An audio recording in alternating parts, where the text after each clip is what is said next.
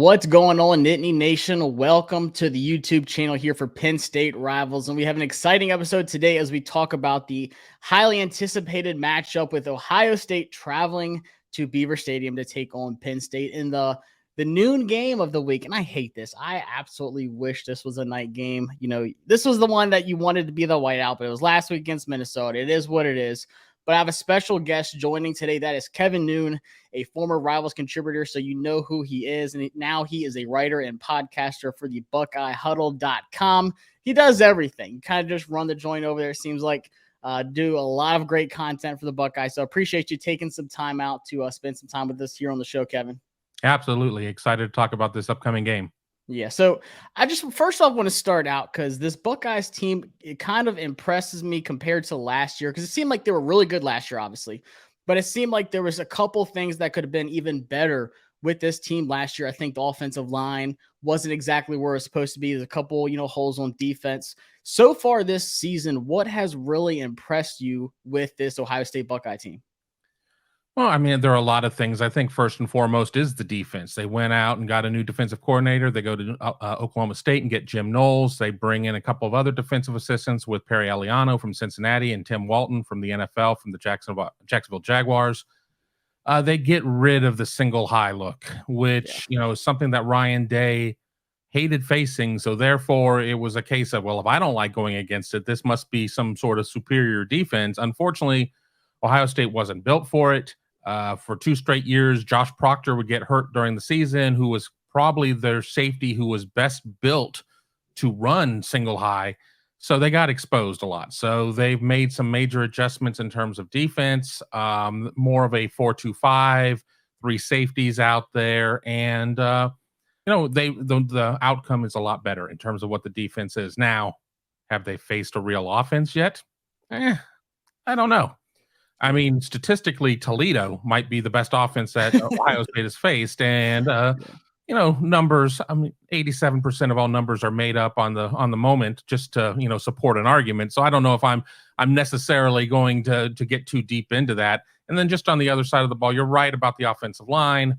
They made a change at offensive line coach as well. Last year, they had 4 tackles and a center out there. Now, much more traditional. Guards are guards, tackles are tackles, centers are centers. And I think the running game is a little bit better. And cross off what happened against Iowa and 66 rushing yards. That's the outlier. The running game is more consistent, and Ohio State is a much more dangerous red zone team because the run is there. They don't have to throw it on 3rd and goal from the 2. We'll still see it because Ryan Day loves the pass, but they at least have that quiver in their, that arrow in their quiver. Yeah, there's a couple nuggets you dropped in there that I really want to talk about. So obviously, I want to talk about my Virginia boy, TreVeyon Henderson. Love the running back. He's been nicked up a little bit this year, so it's big having a guy like Mayan Williams be able to come in. And we've seen it here with Penn State. Kevon Lee's kind of been pushed to the side a little bit because you have the Nicholas Singleton and then Katron Allen, just that dynamic duo. How big has it been for a redshirt? I think he's a redshirt sophomore, right, with Mayan Williams, being able to come in like that right away. And you saw it in the Notre Dame game. You just being able to contribute right away, with TreVeyon Henderson being banged up a little bit. Yeah, it's truly a 1 and 1A situation. I mean, we've seen each of them get starts. We've seen each of them have to carry the mail themselves because the other one's been hurt. Both have been dinged up at various points of the season. Henderson took a shot in the Michigan State game on his upper thigh, was already kind of in a little bit of pain, some weird foot injury that happened on a play earlier in the season. Mayan Williams, there's been no necessary, they haven't come out and made, Ryan Day's really hinky about talking about injuries, but we've heard it was a knee injury of some sort. So they both have been able to come out there and there was a lot of speculation, a lot of scuttle that maybe after TreVeyon Henderson emerged that Mayan Williams might look to the portal. And honestly, he could probably, of 131 Division I FBS teams, probably could start for, 110, 115 of those teams, if we're being quite honest. And, I think that there were a lot of people who thought he might end up with Luke Fickell at Cincinnati. And, he, to his credit, he's stuck at Ohio State and he's carrying the mail too. So, both of them are kind of different backs, kind of the way that Allen is kind of your 5'7", 9-yard type of guy, always seems to fall forward for 3 yards. And Nick Singleton is your home run hitter who, You might stop him at the line of scrimmage, 2 runs, and then he'll break off a 60-yarder. I'm not going to say that Trevion Henderson is Nick Singleton, but there is kind of a little bit of a thunder and lightning type of situation with the way that these two guys run. You're going to get your longer runs generally out of Trevion Henderson, whereas Mayan Williams and his low center of gravity is so hard to bring down that he's always falling forward for 3-4 yards, even under the worst of circumstances. Yeah, I think Henderson has that elusiveness. You might not have seen it so far this year, but you saw it a lot last year. It seemed like when Ohio State needed to get the run game going, he was the guy, had a couple big plays in the receiving game as well, but he was the guy that kind of broke that big play. Now, for the offensive line, this is something I was passionate about with Ohio State. And you mentioned, the changes, the coaching staff. And for me, it was moving Paris Johnson back outside to tackle where he projects more naturally, especially, in the pro game. Like you said, just it's a completely different game. You can have the height and the weight and, the 5-star accolades, whatever. But if you're not playing at your natural position, I feel like it's tough on these guys, whether it's your drop backs, not having that extra guy next to you. It just really changes things up. How big has that been? Because you look at the game against Michigan last year, the Oregon game, when, they were getting pressure on Stroud, obviously with the David Ojabo and Aiden Hutchinson. You have a more solid unit there. Do you feel like you've seen much improvement in the pass, protection with the offensive line? Definitely. But the problem last year is you have Thayer Munford, who's off to the league, and then you had DeJuan Jones, who's like 6 foot, $2 million and, 370. You can't slide him inside. And, you just weren't going to be able to get Paris Johnson on the field unless you slid him inside. And, with that, then you couldn't get Donovan Jackson, who's starting for his first year.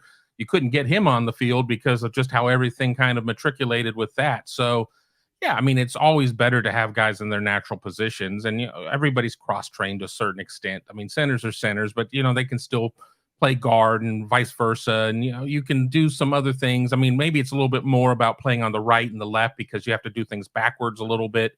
But I think that when Justin Fry came in, changed a little bit of how things were done, maybe under Greg Sturara previously, and they've done pretty well. Now Iowa sent everybody after Ohio State and was able to get C.J. Stroud a little uncomfortable, and it's going to have to be a better game for the offensive line when they go and play on Saturday afternoon. And I've gone back and looked at like penalties the last 4 or 5 times Ohio State's played in State College, and Ohio State always seems to be somewhere between 7 and 10. And I guarantee you 2/3 of those are false starts or offside type calls, things that, just crowd participation type penalties. So, they're going to have to play their best game, at least, up to this point. At home against Notre Dame, DeJuan Jones had multiple false starts, and he's been pretty clean since. But that was a loud game, and fans sometimes don't understand. Okay, we're on offense. We need to dial this down a little. That was the first game of the season. They were but everybody was out of practice, so we'll see. But I think that the offensive line certainly is a strong point. Ohio State is a whatever round we're in now, I guess, semifinalist for the Joe Moore Award, which goes to the nation's top offensive line. But we're not. I think there's still 15 teams on that list, but I think that the offensive line is a strong point for the Buckeyes. Yeah, I mean, speaking of, we saw how Michigan just dominated Penn State when it comes to in the trenches, and I think they're going to win it back-to-back years. Now, obviously, with, Jackson Smith and Jigba went down, it just seems like, Coach Hartline throws out another robot, and you have guys, of course, Marvin Harrison Jr., Julian Fleming, who's a guy Penn State wishes they wouldn't have lost in the recruiting realm.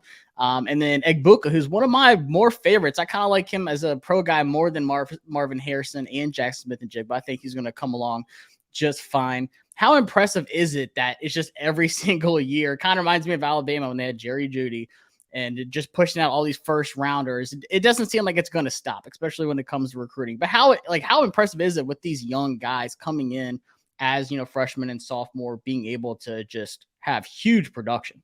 Well, we look at the NFL and we look at a lot of Ohio State receivers. We look at Paris Campbell with the Colts. We look at Terry McLaurin with the Commanders. Terry, yep. I mean, you've got, and these were guys prior to Hartline being there. So Ohio State already was making an argument for being wide receiver U. And then Brian Hartline gets there. I mean, obviously you have Chris Olave with the Saints. Obviously you have Garrett Wilson with the Jets. It just continues and continues and continues. Now, one thing that could be said is that Ryan Day's offensive attack. This is Ryan Day's offense. I mean, Kevin Wilson is offensive coordinator. He's certainly on the offensive channel, but this is Ryan Day's offense is very pass friendly and very receiver friendly. And you have to have a quarterback who can trigger it all. And they've got that with CJ Stroud. They had that with Justin Fields. Moving forward, I mean, a name that probably Pennsylvania types don't want to hear about could be Kyle McCord next, somebody else who escaped the state and went to Ohio State. So, it's an impressive run. Ohio State had a 4-man recruiting class of receivers who are all true freshmen this year. None of them are getting a lot of run just based on who's ahead of them.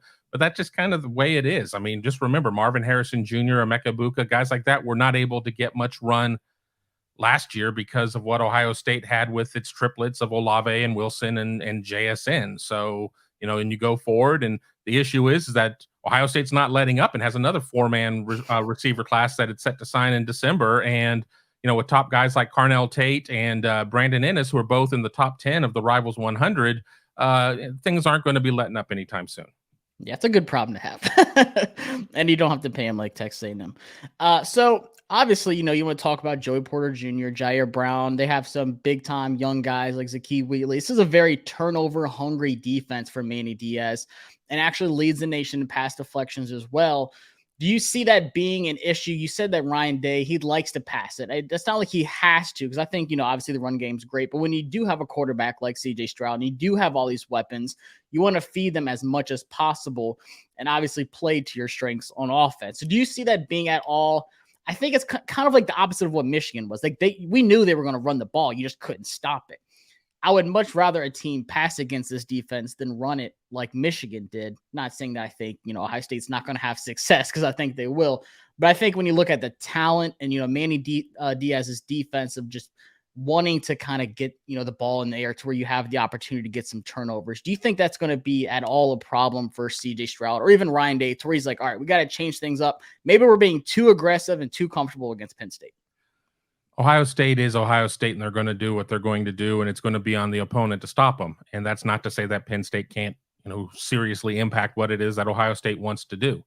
CJ Stroud is a 73% passer, but he's thrown interceptions in his last 4 games. That's real. He's thrown more interceptions this year than he threw all year last year. So is that a matter of that he's too confident in his arm, or is he missing Olave and Wilson? I mean, what does it come down to? I don't necessarily know what the answer is for that.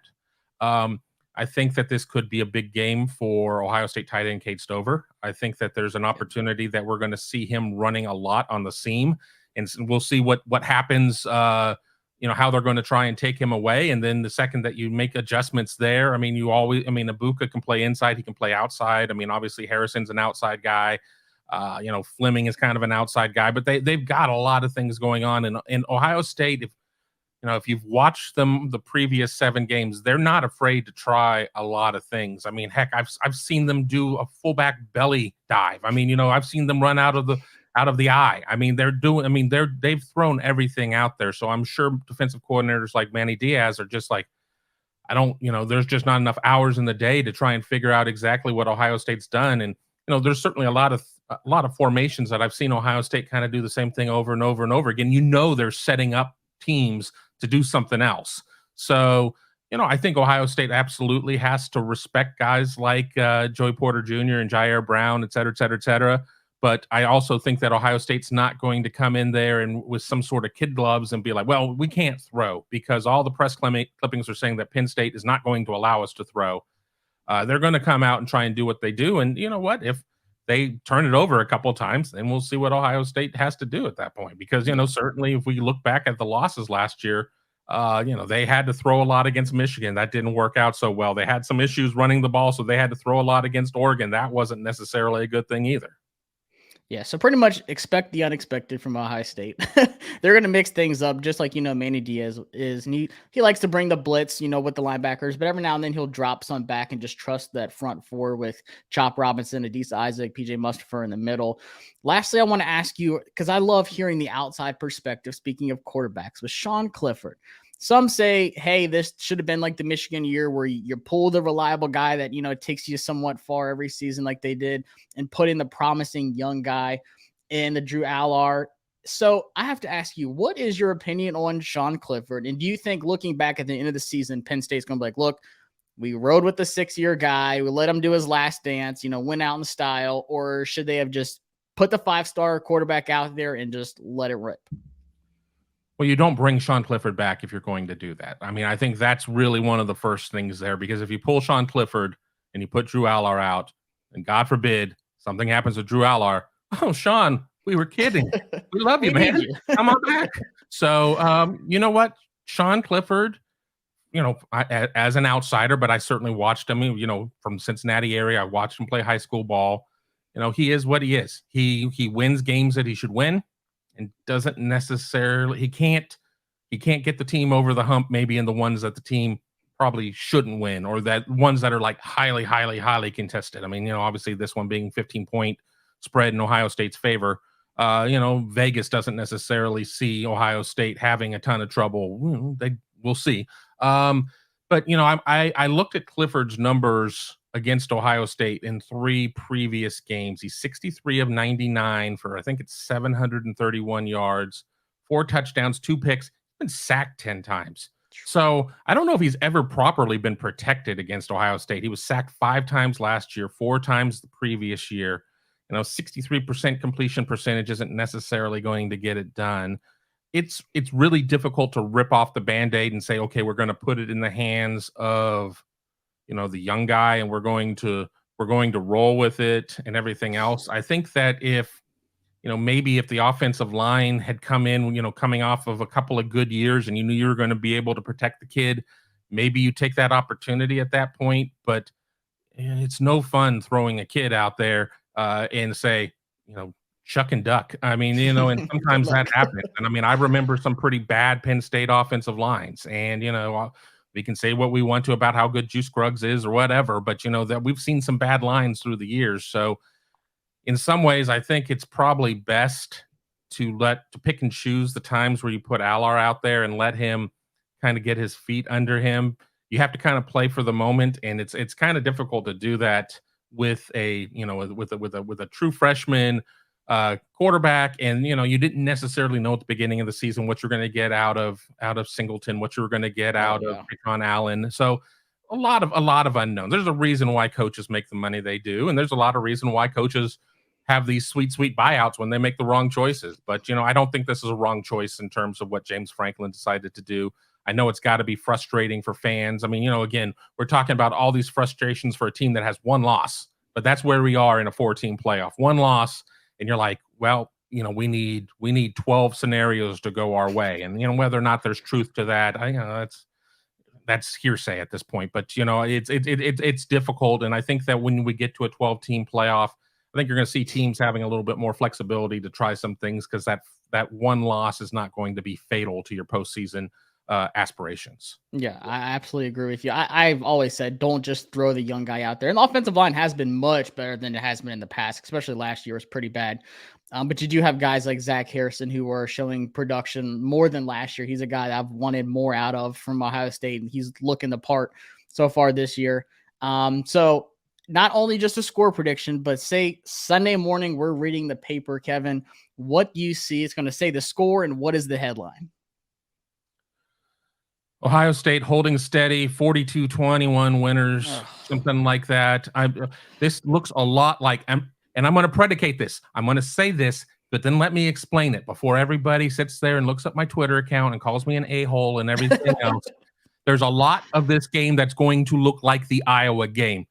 Wait, let me speak here. Let me speak. And that is, I think that Penn State is going to keep Ohio State very much within a 1-score range in the first half. And I know that Iowa, when you look at what the score was there, it wasn't necessarily that, but then Ohio State goes up 28-0 in the second half with 4 passing touchdowns to win 54-10 in that one. I think that this is going to be a game where you're going to see these teams trade a couple haymakers. You're going to see some stops. People are going to freak out. I think we're going to see a couple turnovers. But once we get to halftime, I think Ohio State is going to be able to make some adjustments. It's just a deeper team. Being on the road is a challenge. It's been a minute since Ohio State has really won by more than 2 scores in State College. But, this Ohio State team, I think, is just a little bit different than some of the other ones that we've seen. And I think in the second half that Ohio State is just going to figure something out and is going to be able to let the air out of the balloon, and the raucous crowd is going to be, looking for some afternoon options by the fourth quarter. Yeah, so if you're an Ohio State fan, buckle up, grab your popcorn. It's going to be exciting. If you're a Penn State fan, there's no hope. James Franklin can't win the big games. Well, again, I don't feel like, James Franklin's 1-7 against Ohio State. I don't feel like I'm out on some sort of plank over sharks circling in the ocean or whatever. I know my score may be a little bit of a wider gap than people would like to hear. I certainly have read Penn State boards, and they're the eternal optimists who are like, oh, we're going to win, and then there's the optimistic realists who are like, I think this could be a field goal game one way or the other, and then and there certainly have read the people who've been like, I'm not even turning this on. I think it's going to be an entertaining game, but I think it's going to be one that's going to get out of hand by that fourth quarter, because coaches say, oh, we don't look at style points. We don't look at this. Well, Ohio State plays Northwestern next week, and you really can't look ahead, but Ohio State goes to Northwestern, and Northwestern's terrible this year. The SEC has its two best games of the year still on the schedule. So while Ohio State's playing Northwestern and getting absolutely zero juice out of that game, the SEC is going to be making a huge statement with the games that it's going to have that Georgia, weekend. Tennessee, Yeah, and then LSU, Bama. LSU, Bama. So Ohio State, if it can keep its starters out there just a little bit longer, just to make a little bit more of a statement, if that opportunity arises, I think that they might do that. And it's not. I don't think that Ryan Day feels about James Franklin the way that he feels about Jim Harbaugh. There's no love between Day and Harbaugh.